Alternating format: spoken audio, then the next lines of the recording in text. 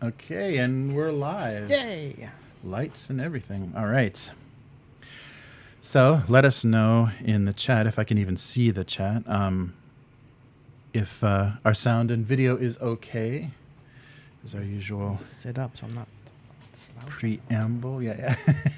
I'm super sweaty.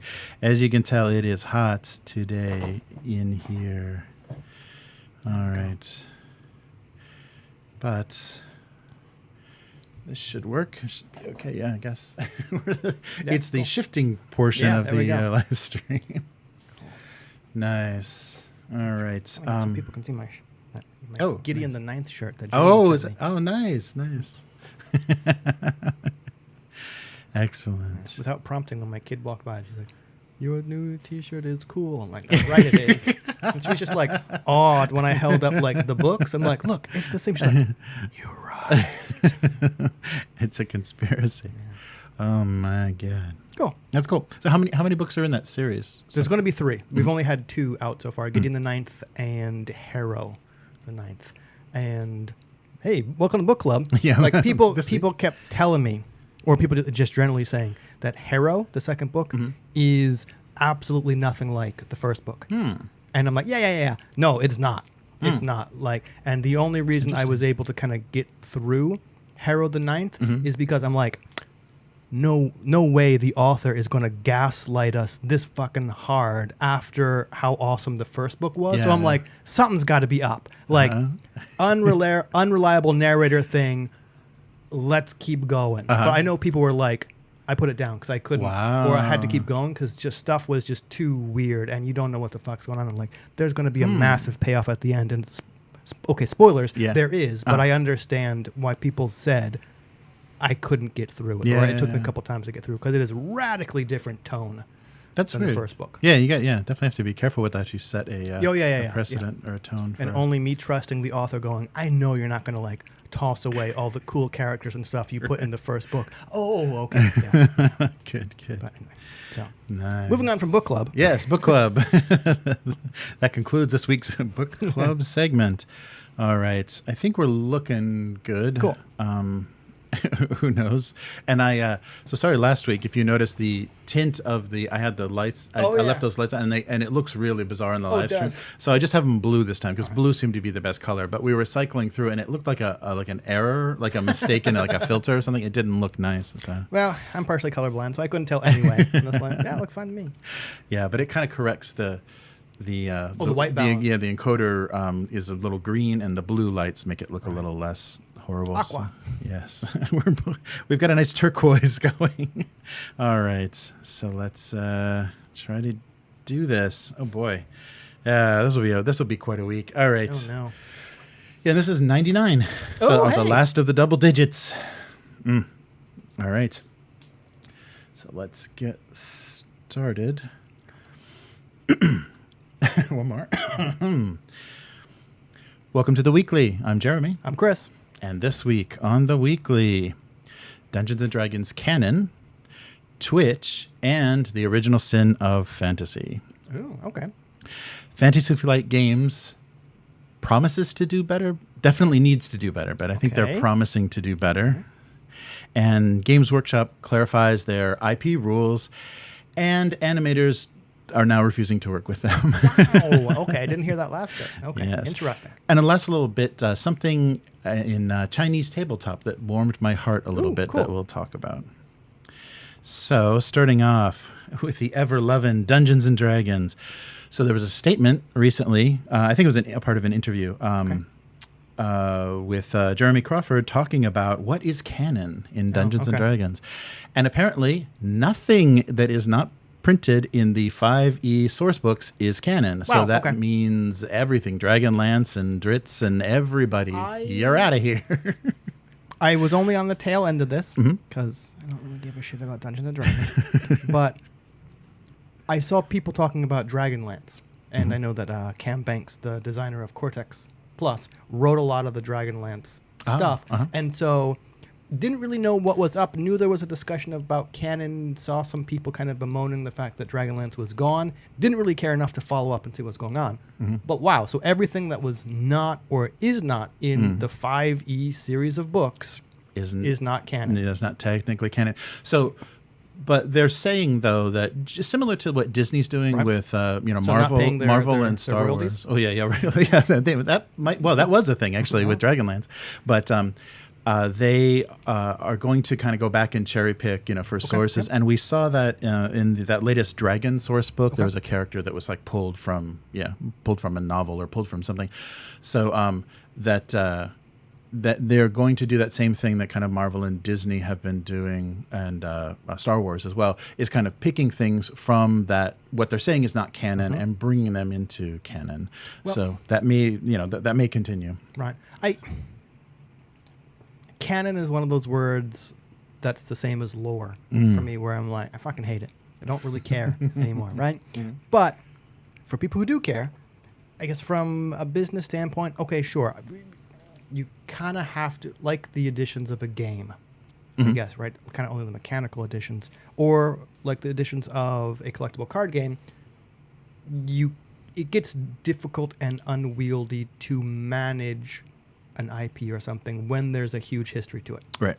Sometimes it's easier to just go, we're cutting from here and we're kind of starting fresh, and this stuff kind of didn't happen officially, right? To avoid continuity issues and whatever. Right. But you don't want to kind of just toss that stuff away. So I understand kind of then cherry picking and saying, okay, well, we're going to put this in here. We found a way to work this in or whatever. Right. But I mean, is it really that important? Yeah, and one thing that fans maybe don't admit, should kind of grudgingly admit, but sometimes if they have a certain media, certain format that they like, there is a pecking order. Like, movies are better than television, that are better than comic books, that are better than video games, as far as like lore and story and that's just a fact. It has to do with how they're produced, the budget that they have, and like, the level of people they get involved. But a lot of times people don't want to admit that, and they read something really cool in a comic and like, oh, this exists now in the canon of this story. And so how does that fit between these two movies? Well, it doesn't, and they never even intended it to, Right. I mean, Disney maybe, I don't know, they've already screwed themselves really bad with their deleting the expanded universe and then trying to say everything is canon, because they're getting themselves into the same problems where the comic book writers are just doing nonsense that like doesn't fit into anything. But, yeah, I don't know. Yeah, it's tricky. But basically, our stance is that if it has not appeared in a book since 2014, the year that 5th edition launched, we don't consider it canonical to the games. So that is that. And so it was Fizban. Yeah, Fizban's Treasury of Dragons. I guess that Fizban, a gnome, I think, is a... so that's the character that they're kind of bringing into canon that's talking about the history of dragons. And we're getting all kinds of groovy dragons if you're interested in killing dragons in that source book. So yeah, it'll be... I'm curious how this will continue and what will and will not, because like we were talking about, there are older kind of problematic characters and things that they may never want to bring into canon. They may just want to keep, that's 4th edition's problem, or that's 3rd edition's problem. Speaking of a problematic character, R.A. Salvatore, I think that's Salvatore, the Anglified version. Salvatore is what his grandmother said, but I'm sure, has recently talked about his new book called Starlight Enclave. And in it, he's admitting guilt and kind of attempting to correct correct Drizzt. So he said, what he did at the time with the release of the Crystal Shard back in '88 and the creation of Drizzt Do'Undan, the ranger, was it? The Drow Ranger, and his panther friend. His 2 swords, like Twinkle and Ice or whatever the heck it is. Yeah. Yeah, and along with the inhabitants of Icewind Dale.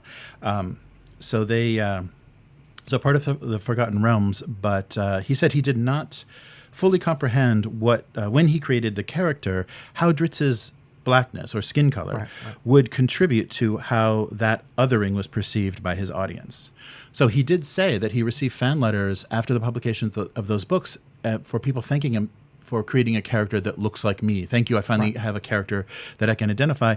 But he's saying that the problem is drow are racially evil. Like they've been created as an evil race, and so they just so happened to be actually black. Right. Good job there, wizards. Yeah. Right. So it's but it's difficult though. Some of this stuff. So there was a couple of like historian Paul B. Sturdivant. I'm sure he has his books dumped a few times. Talked about the original sin of the fantasy game, and talking about the the kind of the built-in race, and then the bonuses and and things that happen in race, and then also they go on to talk a lot about all of these scholars love to do this, point to illustrations and things within the genre, and it's like, you're really going to hold these illustrators that just got like little stamps, right? Except I was saying they literally, when they're using photo references for a drow, they would use a person of color. They would use like an African American person. They would? Yeah, no, as a source. No, they would as a source. There's specific examples of like Tina Turner from Beyond Thunder, or from Thunderdome being used as a basis for a character's. Oh, okay. No, but then that means that illustrator is aligning drow and black, and that's not what. So the game system, the lore didn't do that. The illustrator did. So if you're going to point to a bunch of examples of illustration, that's a little. I'm not saying you're completely wrong, or that's completely wrong. After a certain point, where D&D became like an entity and a thing. And I couldn't tell you when that is. Right. But as someone who liked following like development blogs of Magic and seeing them put out those giant setting Bibles where they say, like this place or this faction conforms to these designs. So everything is internally consistent, even when you go to different artists to illustrate stuff. I bet the same thing happened to D&D. At a certain point, when it became its own thing and it got its own style, I bet you WotC or Hasbro put out their briefs for what certain races are supposed to look like, so that they're consistent across a certain thing. So I'm not saying they originated it or it originated from the artist, but I'm not comfortable saying it's completely the illustrator's fault that certain races code a certain ethnicity, right? Because at a certain point, D&D decided drow are black. I don't know if actually they've ever ebony codified that. I mean, they're purple. They're gray purple. I think they walked that back. Yeah, they definitely did, and I think that's because there was some weird, evil is dark skinned, trope that started to develop. But I mean, I don't think really WotC had control of this. I don't think any of these companies really control things that well, because they're the pace that this art has to be generated, and it's like, we just got to stamp approve. Is this going to work? Okay, yeah, okay, let's go. The production of these things, I don't think allows them to say, okay, can you redo this? We're not comfortable with this, or you shouldn't, So, but where this comes from, like, the 80s, the late 80s, where this comes from, there was no consideration at all. And, these freelance illustrators are coming from all over the country. So they've got all kinds of, different viewpoints and things. And so I just think it's silly. Those are the examples that they cite, and not talking about, okay, fantasy comes from myth. And why can't we just agree that it's basically humans against everything? That the only thing that's okay, that we can identify with, that we're going to say is anything we can really understand, anything that we're on the side of, is humans. Everything else is non-human.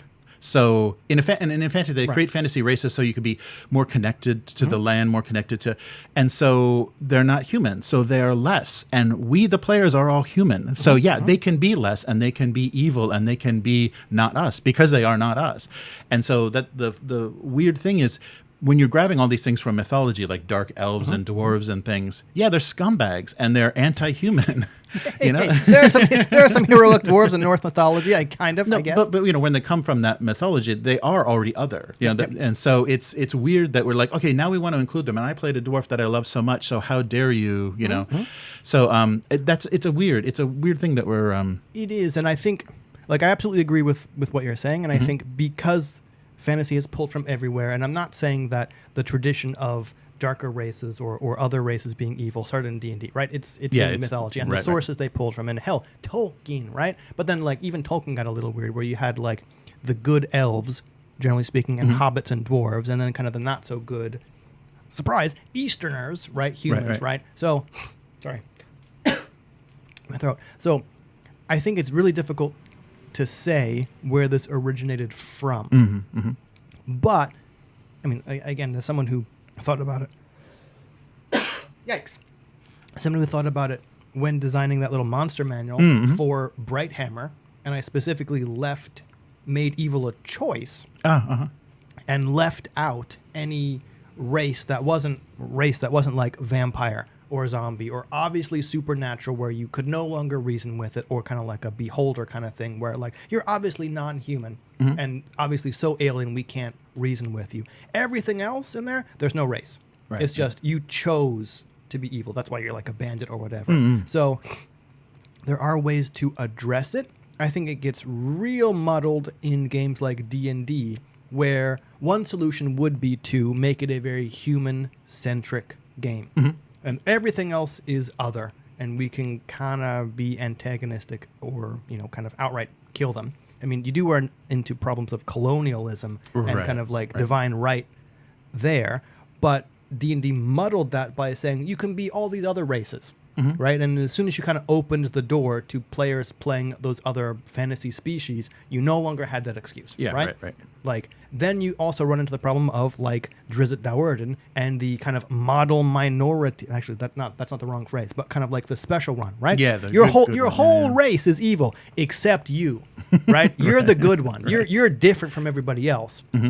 So, like, yeah, there is a lot of problematic stuff here that's kind of difficult to untangle, and it is kind of a product of their time, or kind of just not thinking about how it worked. And we're not there anymore. Yeah. Right? Oh, yeah. Definitely, that's the thing. Like, we're not there anymore. You kind of got to do something. It's not good enough to just rubber stamp stuff and say, yeah, okay, good enough. You got to think about things that are happening, especially with race, especially when in game books that we've talked about before, you use language to describe those other races that historically got used to describe other ethnic groups, right? Like, again, bringing up book club, I'm chewing through At the Earth's Core, the first in the Pellucidar book by Edgar Rice Burroughs, after having just listened to The Land That Time Forgot. Hey, it's basically Hollow Earth stuff, right?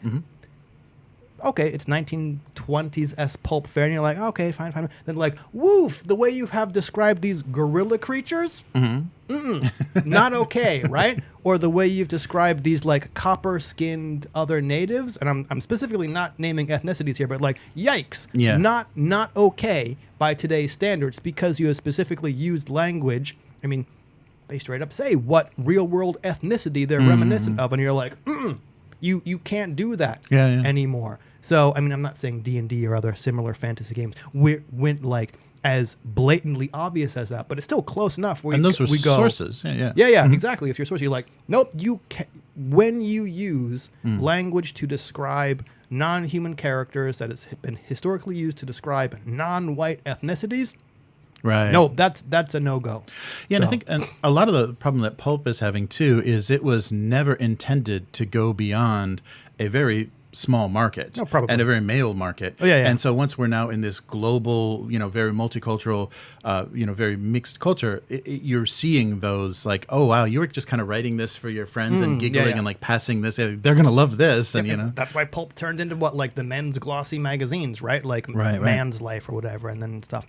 So back to the R.A. Salvatore thing. I'm not saying he shouldn't write, but if he's kind of okay, great that you're being more sensitive to the what's going on with the Drizzt character and how that's portrayed. If you wanted my opinion, which no one asked for, a way to fix it, which you're not going to, because authorship is.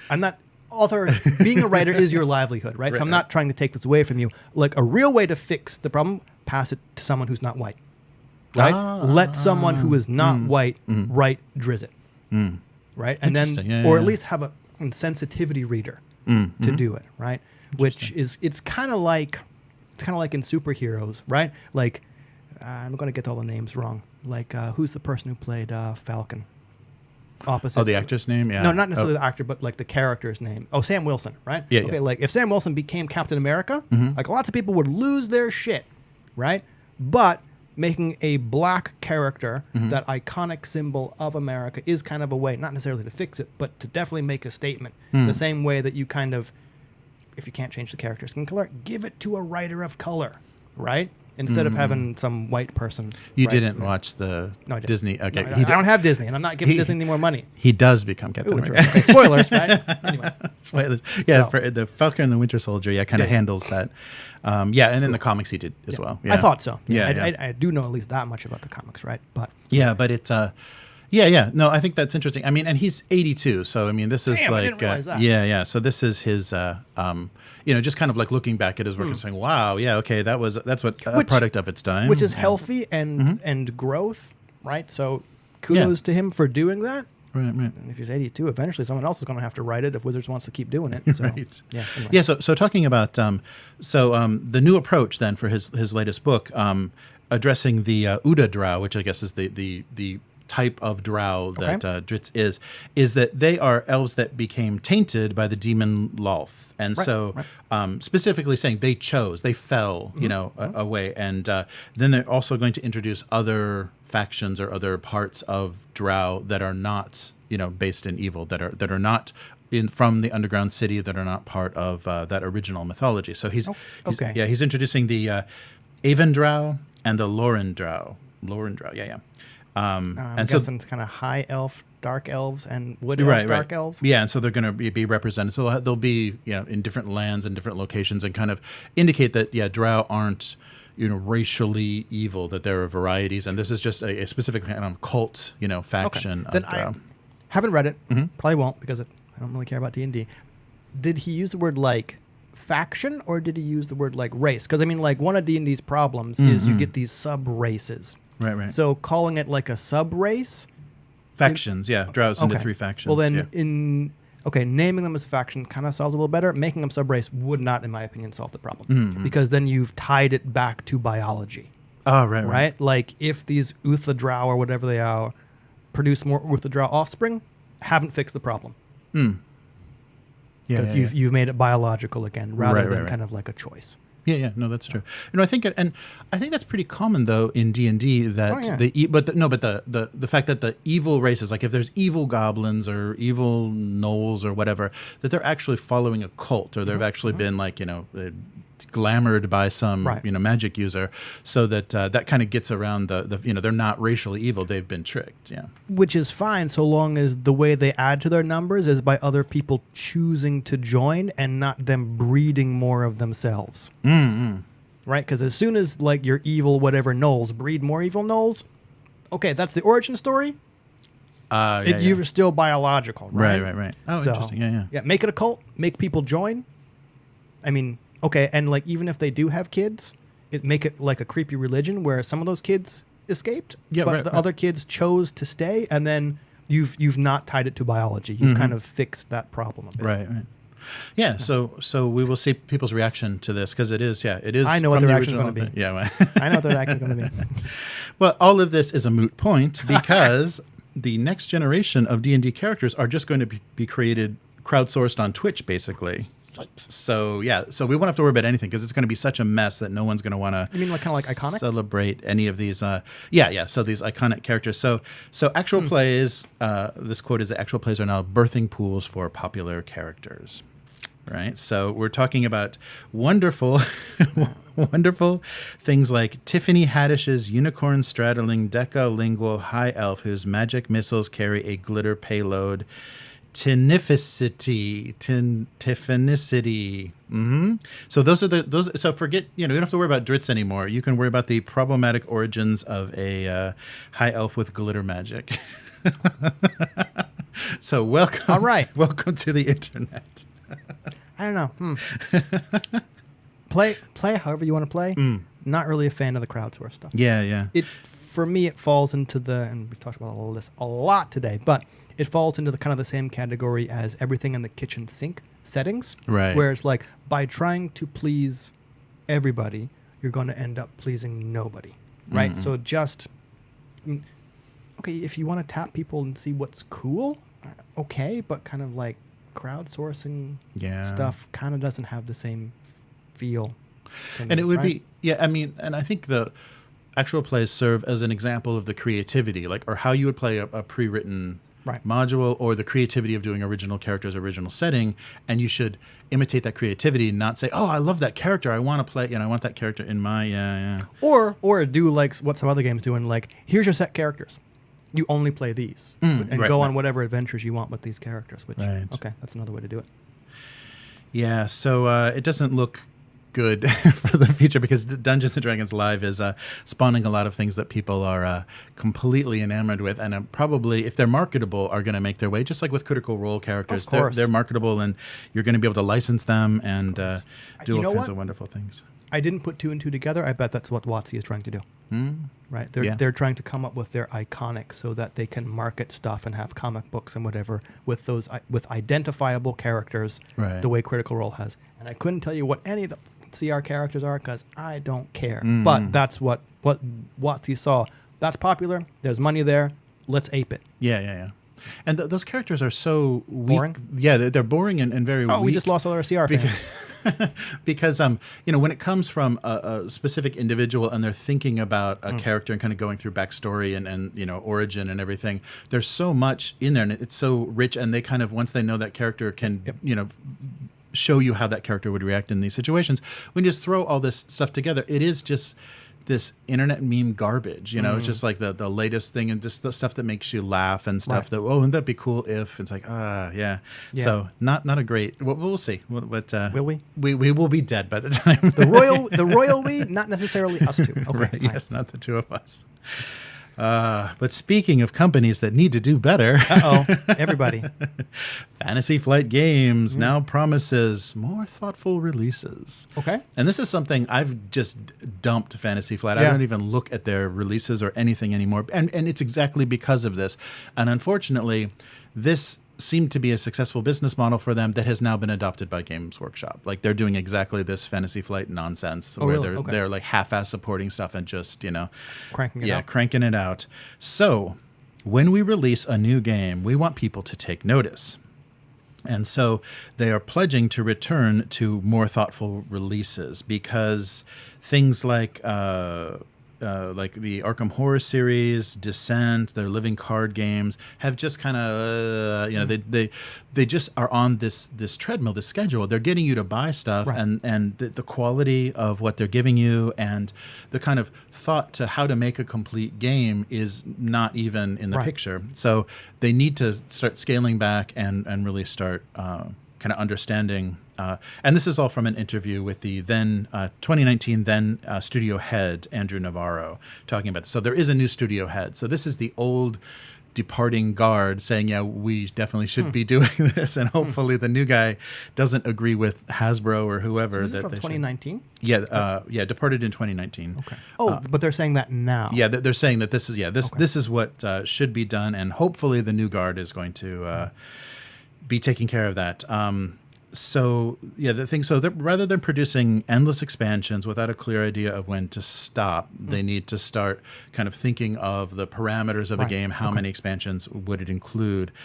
Other games will be taking a wait and see approach. So they are kind of like holding back on some of these new things. So, so Fantasy Flight has announced the completion of things like Star Wars Imperial Assault, the Lord of the Rings living card game, the Game of Thrones game, cancellation of the Star Wars Destiny, the dice game that they made. And so, and also, and there are no more expansions for Mansions of Madness, the second edition. So they're just kind of, and they literally do just cut it off. I mean, I have a few like complete series of games that just like don't really have an ending, have really unbalanced, factions and things. And it's just because of this, this kind of production style. I was wondering about the timing, because the cynic in me wondered if this had anything to do with the drastically rising shipping and production costs of board game components, where they could, like, I'm not saying it's a bad idea for them to do that. I'm wondering if they looked at the opportunity and said, we can't keep shipping this. Where we can't keep producing these. We are losing money. Let's use this opportunity to reassess how much we can produce. And instead of spinning it negatively, like we can't keep doing this, spin it like, we've heard your complaints. We're going to take a closer look right at how we produce this. Right? Yeah, their hands may have been forced by the production yeah. queues in China that just like stopped, and they were just like, okay, well, we've got 2,000 jobs we need printed, and they're not going to happen until 2021. So it could have been a lot of that is making them more thoughtful. And I would like to see, because the quality, the component quality, the printing production quality that they use is nice, and the art, they employ good illustration and graphic designers and things. So I'd like to see them actually make good games again, and not just like crap out this. And I have no interest in a living card game or anything that's going to keep me on this like weird monthly Netrunner schedule. killed that for you? Yeah, right. Buy a pack. Buy a pack. Yeah, because if you're not in at the beginning, it's ridiculous to get in, and then you're just being squeezed. It's just like another $30-$40 worth of cards. Or they have to make multiple entry points. Yes, or eventually do what they did with Netrunner and say, hey, remember how we said we weren't going to do rotation? Mm-hmm. Rotation. Yeah, right. Yeah, so we will see if this actually becomes true. But they're admitting it now. They're admitting what we all know, that they suck with their planning. That it's really turned me off. I mean, I see that, and actually, like I was a little already the purchase of them by Asmodee, their acquisition, just like this is not going to be handled well, and it just wasn't. It's just they're very for profit, and I don't know how many people are really very passionate about the games they're working on there anymore. Again, I'm cynical, but I tend to think working any job burns the passion out of you. Being forced to do something, right? You just I know that's a good point. So this bad thinking has become contagious, and there was actually, Fantasy Flight Games did license a lot of the Games Workshop IPs, and we don't know the whole story, but it looks like once Fantasy Flight said, "Oh, we're in the miniatures wargaming market too," Games Workshop says, "Okay, we are not dealing with you because now you're a competitor." Understandable. Yeah, and so. So now Games Workshop is they're following a lot of the same models with their boxed games and their releases that are not the 40K or Age of Sigmar. They're doing very strange things with games that include cards or the components and things. It feels very Fantasy Flight, and they also Games Workshop hired a Hasbro exec, so it can only get worse. But Games Workshop, just to let us know what's going on, has clarified their intellectual property guidelines for how you can use GW things. And basically, you can't and never should, and F off. And if you want to do anything, if you make money from it, we're coming after you, and don't touch anything. So, it's basically just like a tougher wording. It's funny because the older ones that they released would reference things like desktop backgrounds on your PC and tattoos and things like you can't use our images. Wow. So they've stepped back from that kind of granularity, but they're talking about like fan sites, 3D printing, and all the sorts of things that you can't have anything that appears to be or misrepresents or does any sort of damage to our market share or our reputation. So I wonder, and GW would be litigious enough to go after that. Mm-hmm. I for sci-fi stuff, Warhammer 40K, that has a distinct look. And hey, now I'd probably just put two and two together. Why Age of Sigmar looks the way it does, because that has a very distinct look as well. That is more easy to identify than bog standard fantasy. Because think about like War Master, which your little table set up, and think about how, gee, I'm glad I just commissioned actual art for Card Hammer instead of using stuff ripped from the internet, because that would affect this as well. Right. Which is also why I don't sell Card Hammer. Right? But like I was thinking for fantasy, so much of that is now kind of not public domain, but just in the mind of what fantasy is. It would be very hard for GW to point to something specific and say that's inspired by our stuff. Right. Okay, what isn't for fantasy at this point? But Age of Sigmar, they can go, well, no, this is a lot. It's a lot more distinct, and I guess they're better able to say this is obviously inspired by our stuff. Which I guess is okay for things like War Master Revolution or the 3D printed stuff that has the more classic fantasy feel. Because when you first said that, I'm worried, like, what's this going to do to the 3D printing community? Right. Okay, hopefully not that much, because they can just say, nope, this is more traditional fantasy.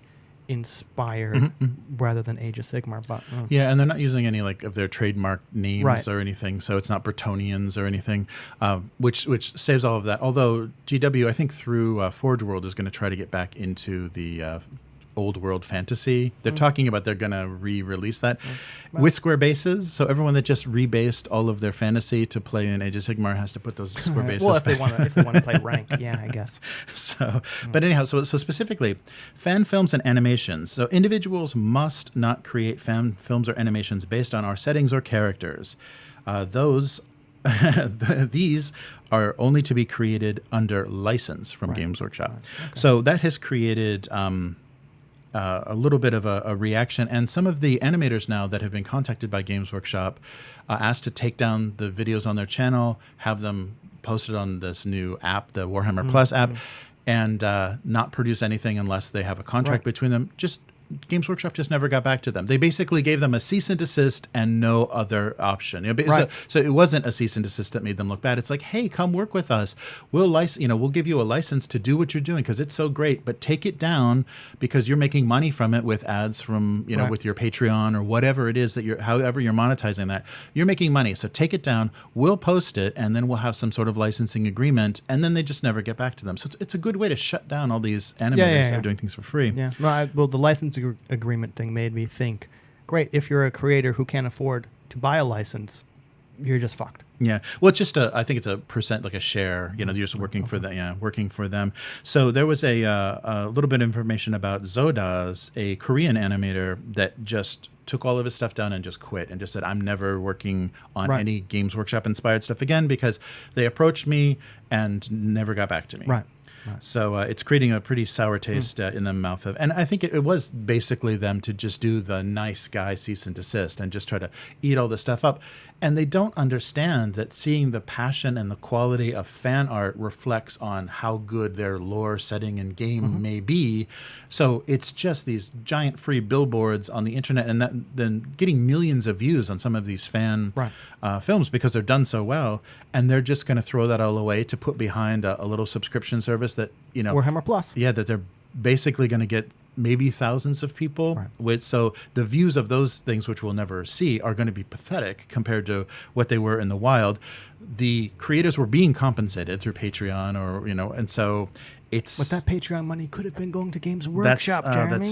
That's true. But if it did go to Games Workshop, then maybe it would have gone into the hands of the employees. So Games Workshop has just announced that they have actually given £5,000, about $6,900 bonuses to each of their employees because 2020 was the best year ever.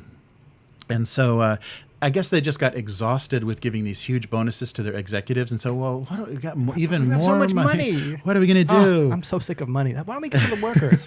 Yeah, I forget who it was, but I saw someone post that the Business Insider kind of commented on that Business Insider tweet where saying they wished either businesses and reporters would stop saying gave a bonus to, because it sounds like the goodness of their heart, rather than rewarding the employees who made you that fucking money. Right. Like, out of it was basically just charity.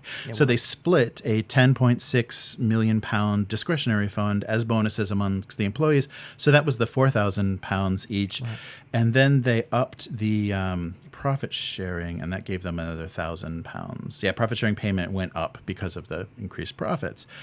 But the executives also did pretty well. So they up from.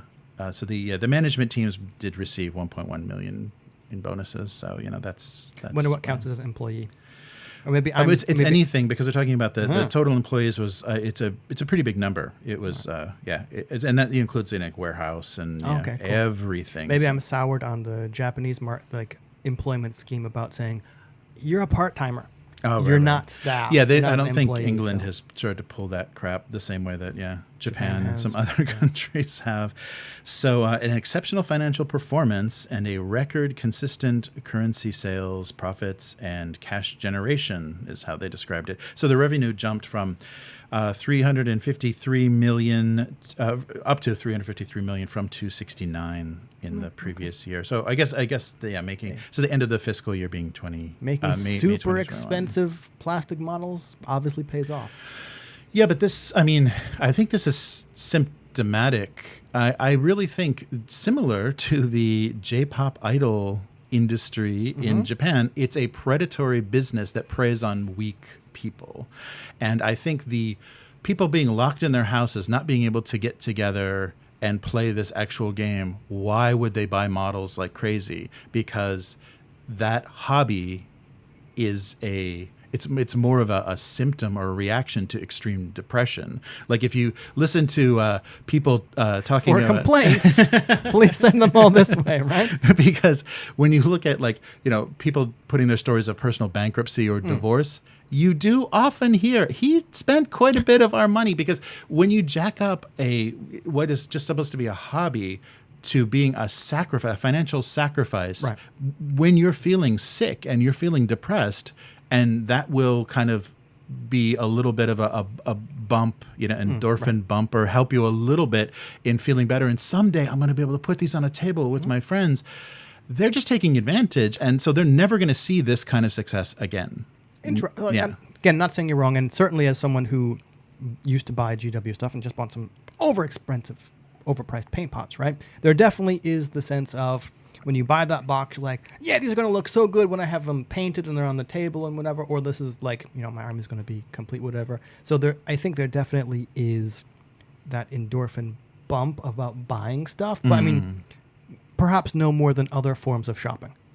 Oh yeah, right? No, it's definitely like, okay, like you got that like shopper's high kind of thing. But when they price it like that, it's a sacrifice, because unless you're a trust fund kitty that like is never going to worry about money again, it is a sacrifice. You're taking money away from any other like vital thing in your life. And if you're married with kids, it's almost insane. It should be criminal. You have to sign some power of attorney over to your spouse. I don't buy GW stuff anymore, right? Like, I think I'm more comfortable saying it definitely is more of a problem for people who already have that problem. Oh yeah. Like if you're going, well, am I going to feed my kids or buy GW stuff? And you opt for GW stuff.